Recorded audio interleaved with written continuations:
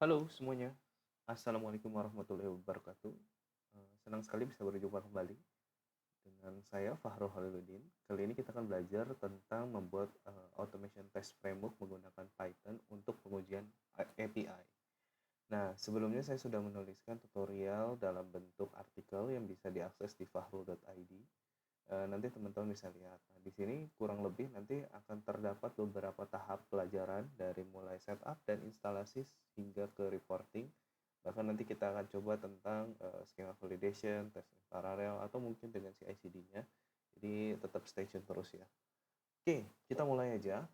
Pembelajaran kali ini dimulai dari pengenalan dengan API. Jadi sebenarnya API itu apa sih? Jadi kurang lebih API itu adalah Application Programming Interface. Jadi seringkali juga dikenal dengan web service. Nah, sederhananya API itu adalah metode atau cara bagaimana sebuah klien bisa mengakses informasi dari server. Nah, contohnya pada mobile device atau pada website ya, kita perhatikan contoh seperti Tokopedia deh. Tokopedia kan akan ada akun data lah, katakanlah akun login. Nah, bagaimana sih proses login itu terjadi? Misal akan ada user memasukkan email dan password, lalu akan mengecek apakah email dan password itu terdaftar atau tidak di sistem Tokopedia. Nah, bagaimana ceritanya ketika proses pertukaran informasi ini terjadi dengan server, yaitu melalui REST API misalkan, ataupun katakanlah REST API, karena ada beberapa metode lainnya seperti ada SOAP, ada juga mungkin GraphQL, tapi pada umumnya untuk login kita bisa katakan menggunakan REST API. Jadi dari si device itu akan mengirimkan data ke server untuk mengecek apakah emailnya terdaftar di sistem Tokopedia atau tidak. Jadi nggak mungkin kan sebuah database Tokopedia itu ada di dalam lokal device-nya si telepon itu.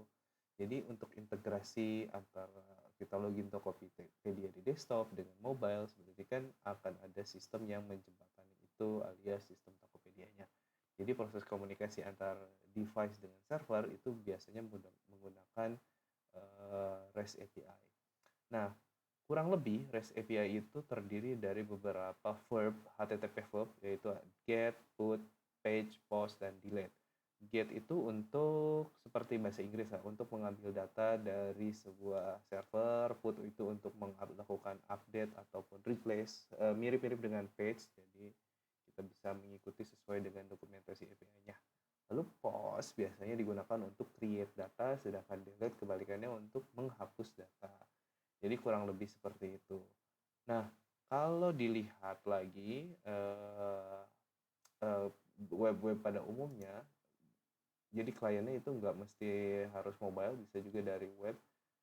Nanti kalau kita bisa lihat di inspect ini biasanya suka ada nih network. Nah, di situ itu adalah salah satu contoh API. Coba kita lihat ya, Tokopedia. Nah, biasanya yang XHR ini adalah responsnya. Nah, ini GQL adalah GraphQL.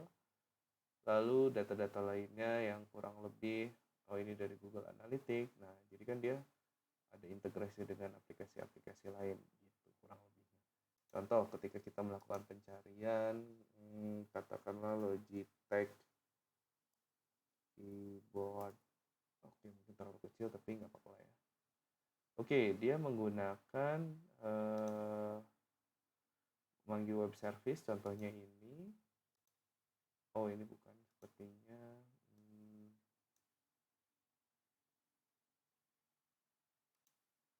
Coba kita tengok. Biasanya yang XHR ini.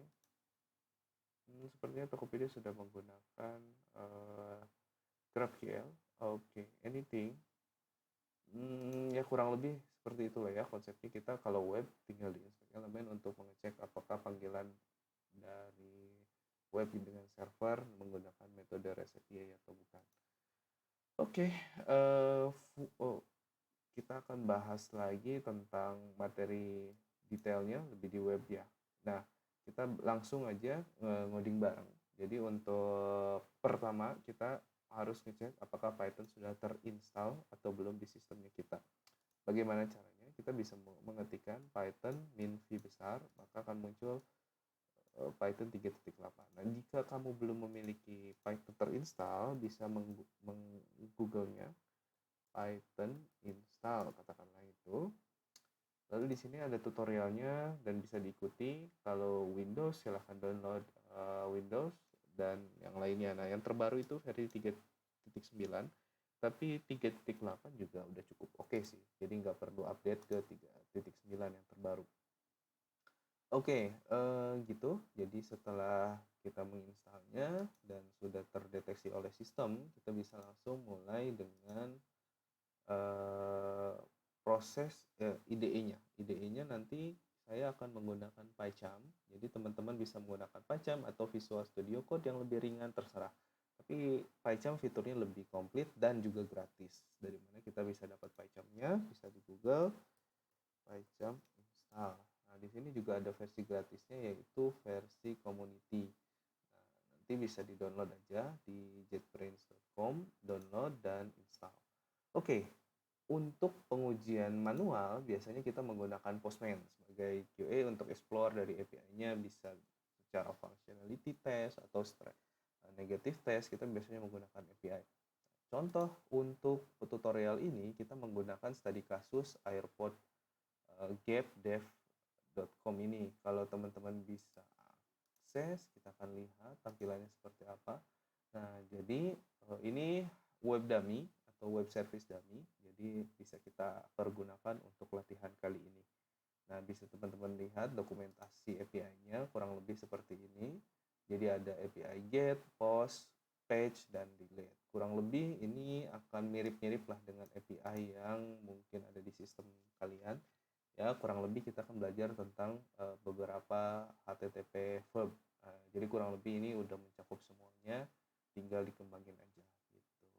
Oke, setelah kita mengetahuinya, dikit penjelasan. Jadi AirPods ini simple, jadi kayak ada API AirPods untuk nge-get API-nya, lalu API yang melihat satu AirPods secara detail, lalu token untuk menambahkan favorit, untuk melihat favoritnya, atau kita nanti juga akan mengubah favoritnya dan melakukan hapus data favoritnya.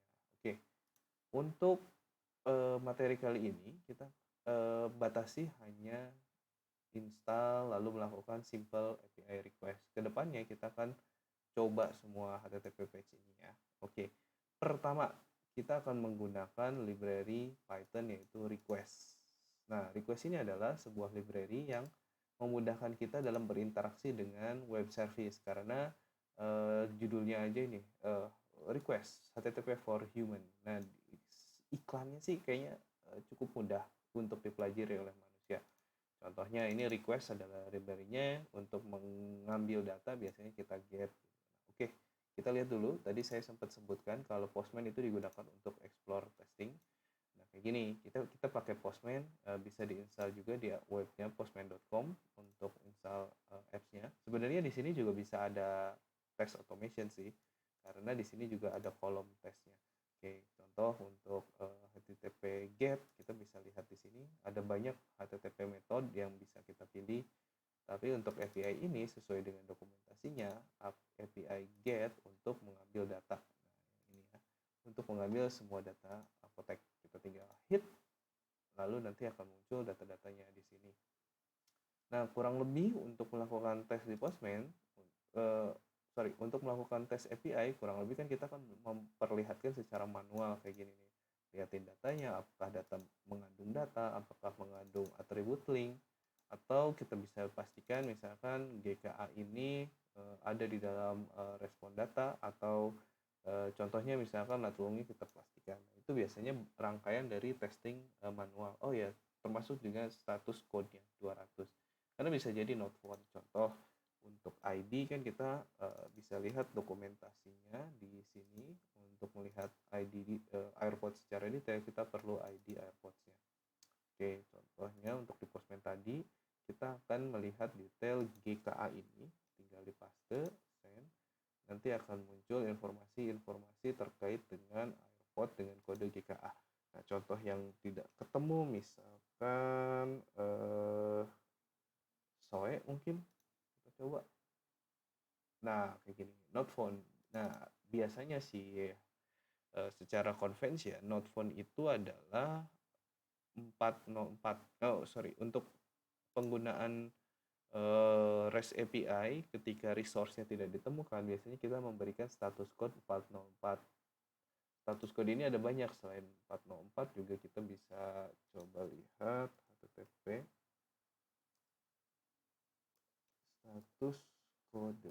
Nah, ada banyak, ada kepala 2 biasanya untuk yang sukses, kepala 4 untuk request yang salah, kepala 5 untuk server yang bermasalah. Nah, bisa dilihat di sini. Kalau yang kepala 2 biasanya oke, created, accepted, no content, no reset, sesuai dengan artinya ya. Kayak ini found, terus juga biasanya not modified untuk yang case gitu. Nah, kalau kita belum login, biasanya dapat 401, unauthorized, dan lain sebagainya, termasuk dengan yang kepala 5 ini. Ada banyak, ada bad gateway dan lain-lain yang mungkin sering kita temui. Oke, tadi sampai mana ya? Request. Bagaimana caranya kita perlu menginstal dulu. Untuk itu, mari kita mulai ngoding bareng. Kita buka PyCharm Edu, di sini free. Kita tinggal create project. Katakanlah belajar API test. Oke. Nah, kita bisa pilih menggunakan environment variable apa, tapi saya lebih nyaman menggunakan pipeenv. Tinggal kita pilih create aja. Oke, ternyata ada di bawah. Oke, ini adalah aplikasi editor yang akan kita gunakan, yaitu PyCharm. Oke, sambil tunggu, mari kita kembali lagi ke sini. Jadi cara menginstalnya, pip itu untuk install secara global, tapi karena tadi kita pilih pipenv, jadi di pipnya ini kita ganti pipenv install request, seperti itu. Coba kita pakai lagi, sudah selesai. Oke, sudah selesai. Nah, di sini ada pip file dengan harusnya kosong, ya, belum ada package apapun. Nah, bagaimana caranya? Kiri bawah ini ada terminal, mungkin kurang besar. Saya besarin dulu. Oke, kayaknya udah mentok. Nah, cukup besar sih ya. Oke, bagaimana caranya? Tadi pipenv install request. Nanti di sini otomatis terregister juga pipenv file. Oke, sambil kita tunggu, mari kita lihat dulu dokumentasinya dari request. Request ini cara pakainya cuman setelah diimport, kita tinggal panggil modulnya atau kelasnya, lalu panggil method get, dan ini berisi HTTP URL-nya, lalu authorization jika perlu. Kalau perlu, dan hasil request-nya akan ditampung ke dalam variabel R untuk contoh ini. Kalau kita mau lihat status code-nya 200, tinggal .status code kayak gini. Ini adalah status code. Jadi dia akan muncul status code, atau kita mau lihat konten tipe dari respon, bisa kita klik ini. Atau kita mau parsing respons yang berupa JSON, bisa kita tinggal panggil method JSON ini. Selain get, ada banyak request kan yang terkait dengan HTTP verb. Kita bisa lihat di sini request-nya, sepertinya udah saya buka. Nah, di sini put, delete, head, atau option bisa secara fluent lah kita mempelajarinya. Udah ketebak gitu. Kalau ini kita mau post, tinggal post. Nah, kalau ada data yang kita kirimkan, ya tinggal kasih data dengan key value-nya gitu, kurang lebih. Jadi library ini sangat membantu kita dalam berinteraksi dengan web service.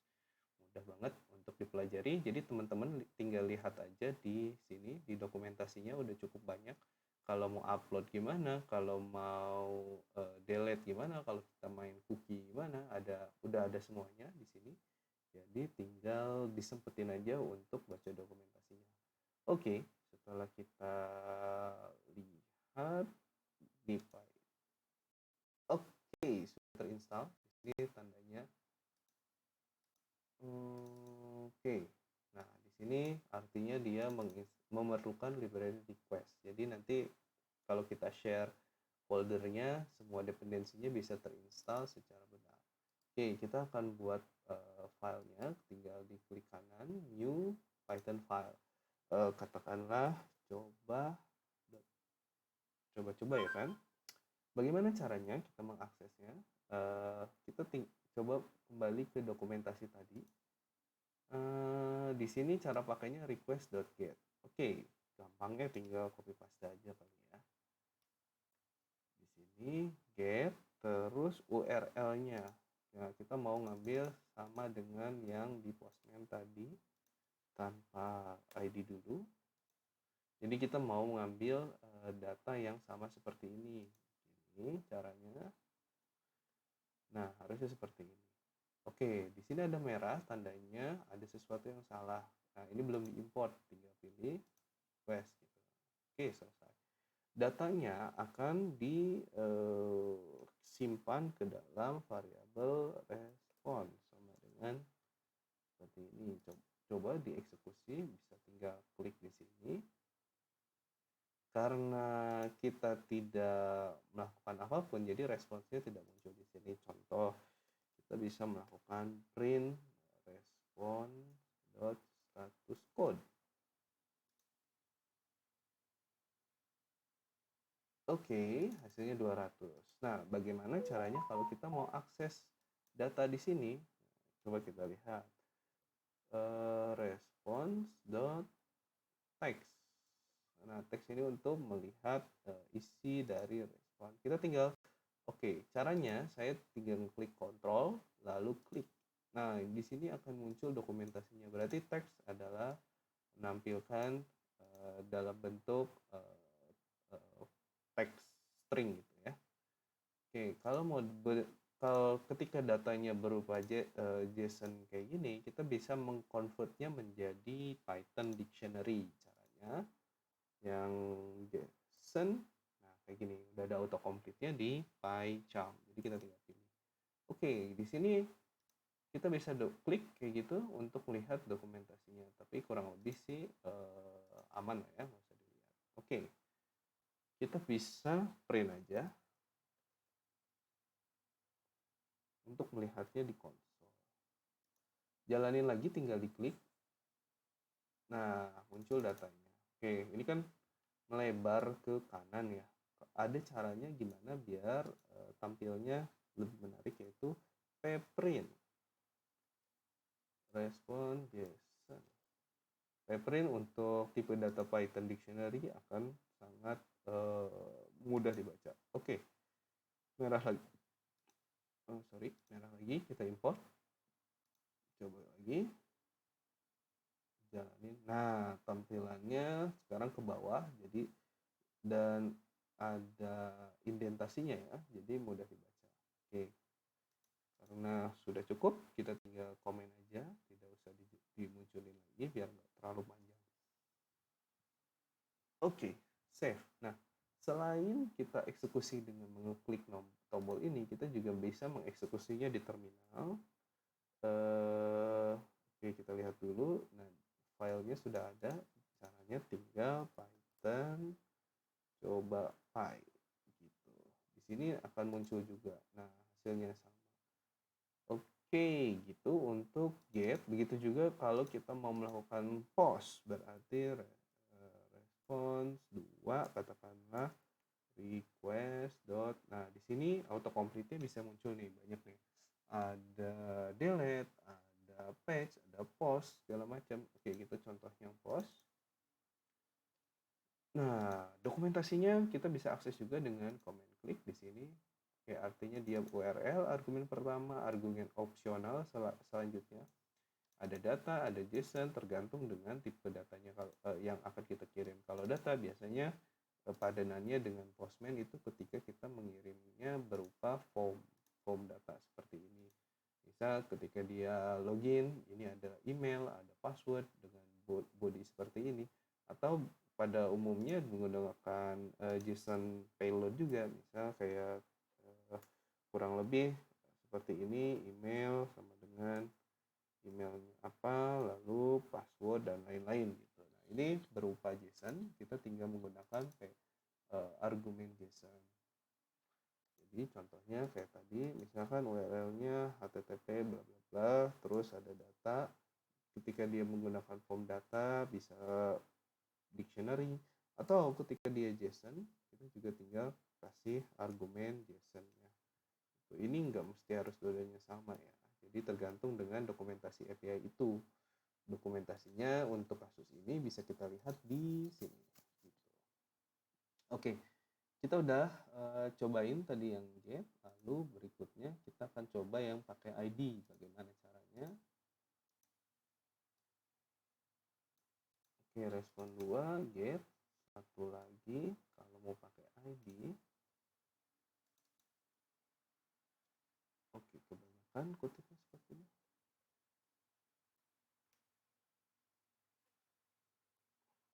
Tadi apa ya? Di sini, nah, aduh, mouse mana? Kita bisa tulis aduh, BGTL dari mana? Dari sini contohnya. Nggak tahu benar atau enggak, coba kita lihat aja. Print, oh sorry, response 2 text.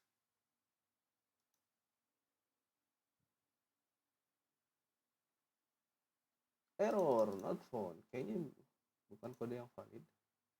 Kita tengok aja di sini GKA lae. Oke, kita pakai lae.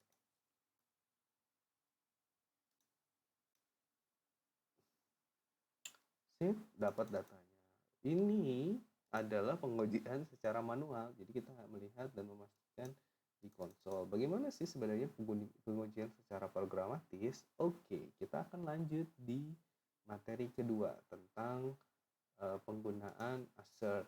Oke, di sini juga sudah ada artikelnya, jadi nanti kita akan go through artikel nomor 2, penggunaan assert dan framework PyTest. Oke, sekian dulu di materi pertama ini. Kita akan lanjut setelah ini langsung ke bagian kedua. Terima kasih banyak.